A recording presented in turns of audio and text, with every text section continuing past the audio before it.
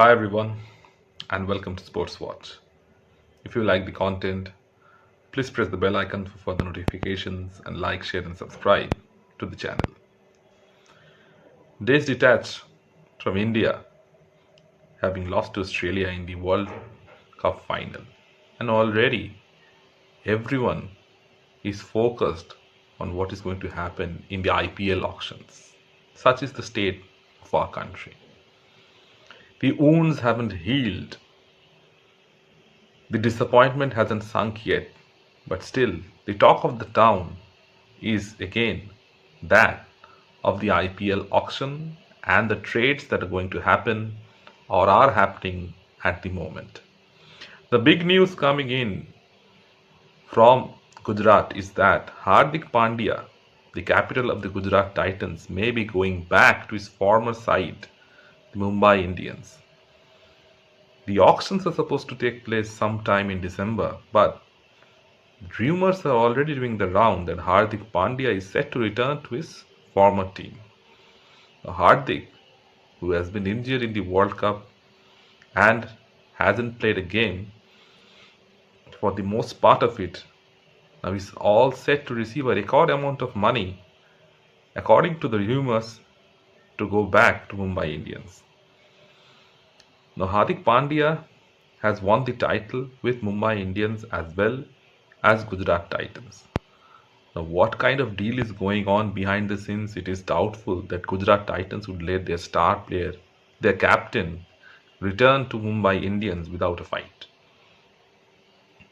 And Hardik is already compromised given the injury, and he hasn't been at his best in the recent months, though he has had some good performance with the bat in the Asia Cup.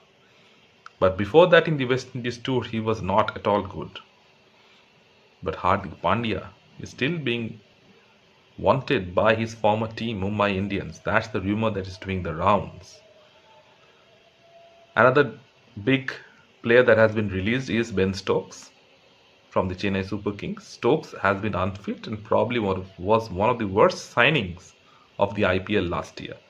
Chennai paid a whole lot of money for a player who spent most of the time warming the benches. Ben Stokes, as remarkable player that he is, but in the limited format, he has been hindered by injuries.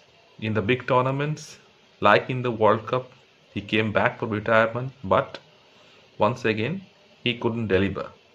Sunrisers Hyderabad had also let go of Harry Brook, another promising prospect, someone who was supposed to be the next big thing in English cricket. But unfortunately, he had nothing to show for in the IPL. Last year, except 100 against KKR, he has had a relatively poor IPL. And again, in the World Cup this year, once again, it has highlighted how deficient a player he is against spin bowling. So, since the IPL is going to be played on tracks that are conducive for spin, then the obvious choice was to leave out Harry Brook. Now, Romario Shepherd has also been traded, and the rumors are also doing the round that his fellow West Indian teammate Andre Russell is also going to be traded by KKR.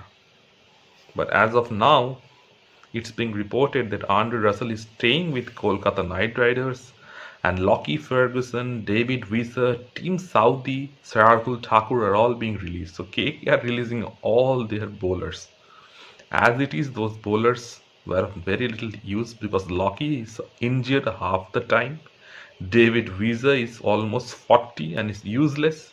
Shardul Thakur has been on a decline ever since he has been selected in the T20Is. And even Sunil Narayan in the last couple of years hasn't had the impact that KKR management had desired.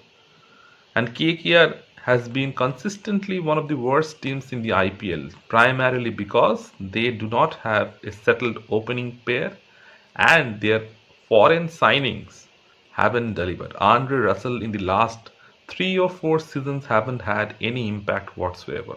And he keeps getting injured. He doesn't play for the West Indies anymore. He only plays franchise cricket and he's an extremely unfit cricketer. So if you keep on selecting unfit cricketers who are even not even fit for 4 over cricket, then what's the use of paying them so much money and retaining them just for the sake of reputation? Once a blue moon, Russell will play those big knocks and help KKR win, but for the majority of the tournament, he will let the team down. So unless KKR management takes some really hardcore decisions, their team is going to languish at the bottom of the table once again in the tournament. And the most important thing for the KKR is to pick domestic players. Shreyas Iyer unfortunately missed last season due to injury. Hopefully he will be able to captain the team this year. But you need good openers. KKR is the only team to have released all their star players who have had phenomenal successes for different franchises. Surya Kumar Yadav used to play for KKR. Chris Gale used to play for KKR. All these players, after being released, have had remarkable successes for different franchises. But when they're playing for the Knight Riders, they didn't have that. Maybe Gautam Gambhir coming back as a mentor for the Knight Riders will bring in a change of luck, may even bring in a change of decisions because he was the captain when KKR won those 2 IPL titles. So the big changes are coming in the IPL auctions, and Team India, players of Team India are already trying to forget the debacle in the World Cup final. What more can you expect from a cricket mad nation? Another big name that would be there this time in the auction is that of Mitchell Starc. Mitchell Starc has missed the few IPLs last year, but it is all set to join the pool this year and may even be selected, may even go for huge bucks in the IPL as well. But the most amount of money would go to Travis Head. Head, after his remarkable performance in the World Cup finals, will surely go and fetch huge amount of money to whichever franchise he decides to sign him. But there have been some very poor performances by the foreign players in the recent tournaments, and after a long span of cricket for nearly 2 months in the World Cup and the T20 World Cup being there in the USA in not more than 6 months' time, the IPL would be the perfect launch pad, the perfect preparation ground for a big tournament that is going to happen in 6 months. Let me know in the comment section what you feel, and if you like the content, please like, share and subscribe to the channel.